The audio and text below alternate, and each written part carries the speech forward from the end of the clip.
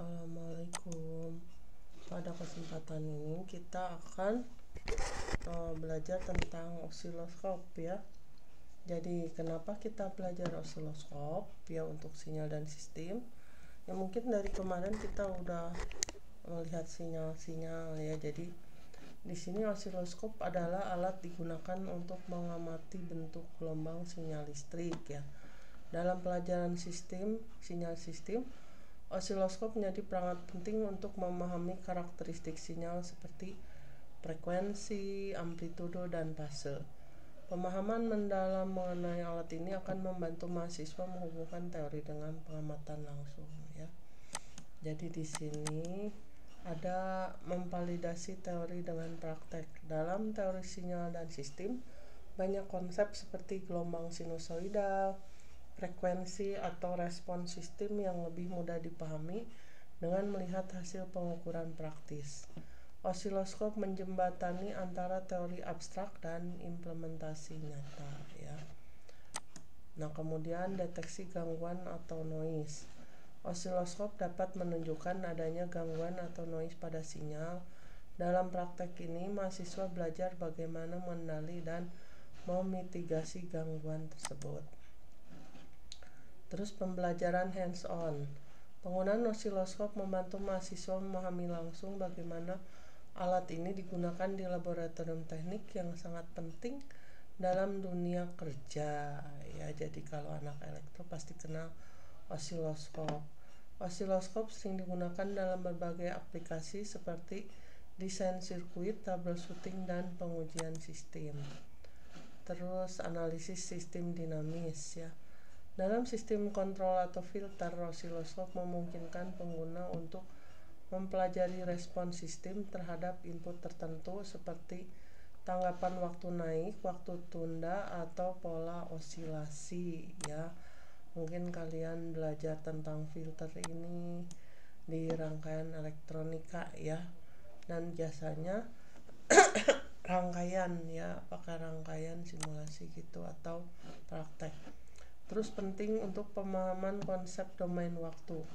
Osiloskop mempermudah visualisasi bagaimana sinyal berubah seiring waktu yang merupakan inti dari pelajaran sinyal dan sistem ya. Nah, kemudian di sini osiloskop memiliki peran penting ya. Karena alasan berikut. 1. Mengukur dan menganalisis sinyal ya. Osiloskop digunakan untuk memvisualisasikan sinyal listrik dalam domain waktu. Hal ini memungkinkan mahasiswa melihat bentuk gelombang aktual dari sinyal yang sedang diukur, termasuk amplitudo, frekuensi, dan fase ya. Jadi kalau kemarin kita kan di MATLAB ya. Nah, terus perhitungan juga. Nah, kita sekarang akan membuat sinyal di osiloskop. Nah, ini osiloskop ya, ini ada bagian-bagiannya.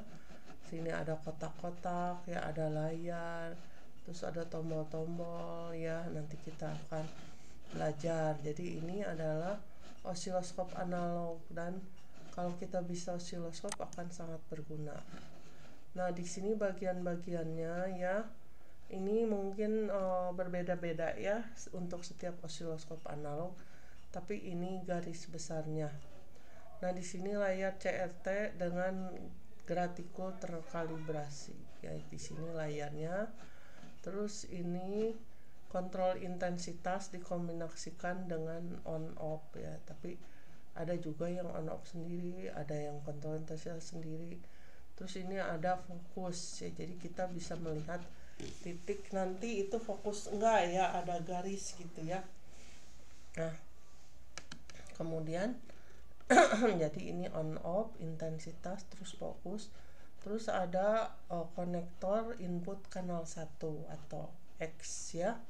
Jadi ada X, ada Y ya. Terus konektor input kanal 2 ini Y ya.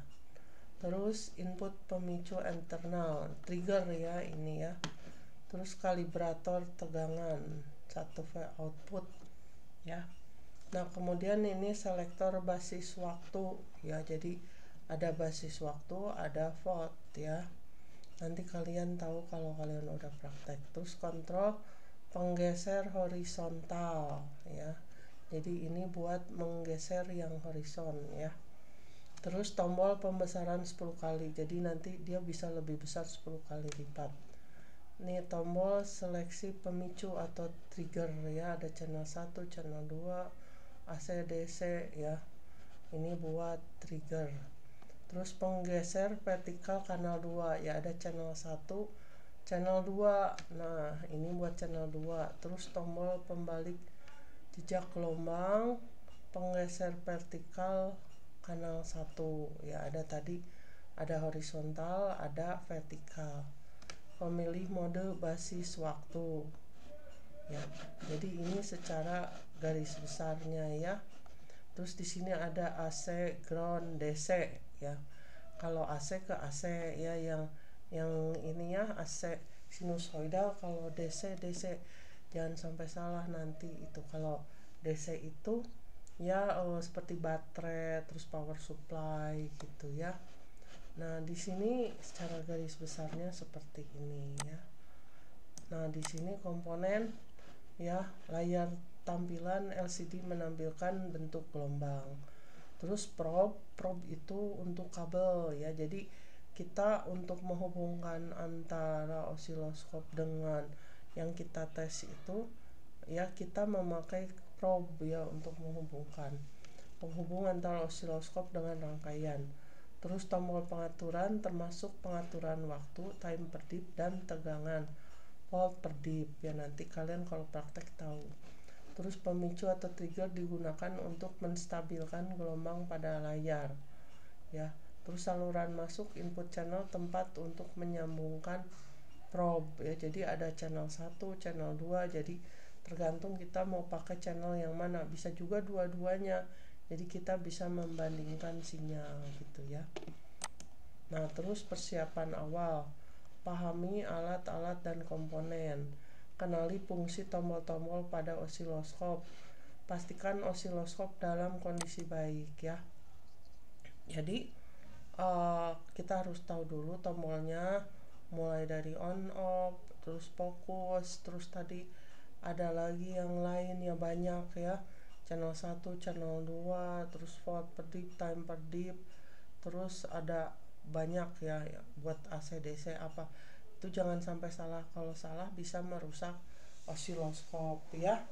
Terus siapkan sumber sinyal, gunakan sinyal dari fungsi generator ya, fungsi sinyal sinusoidal, segitiga, atau persegi ya.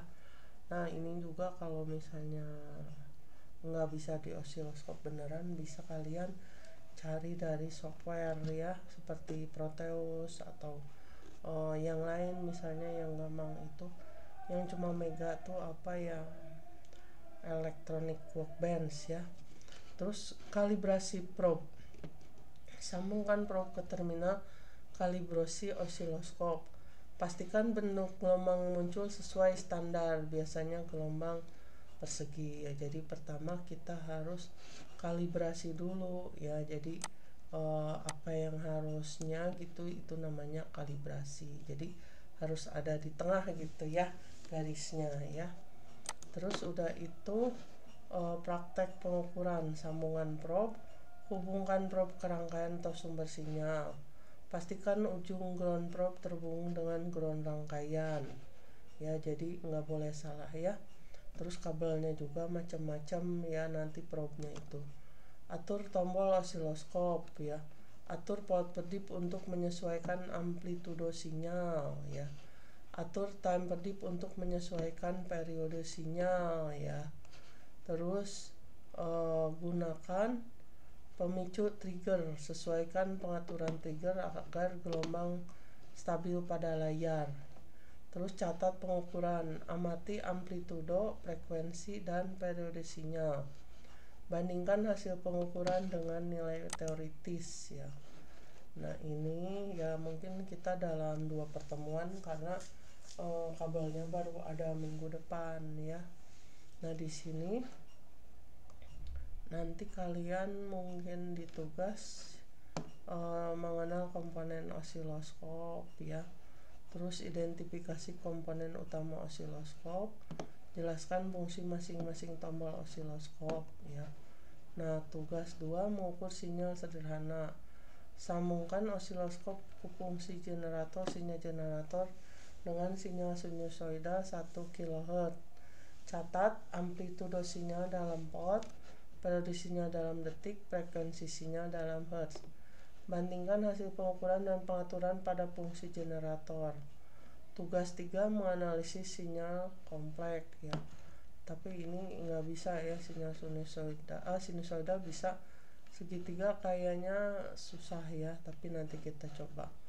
Amati dan catat bentuk gelombang muncul, jelaskan hasil pengamatan. Nah, terus tips praktek, gunakan ketip kecil untuk melihat detail sinyal kecil. Jika gelombang tidak stabil, sesuaikan pengaturan trigger.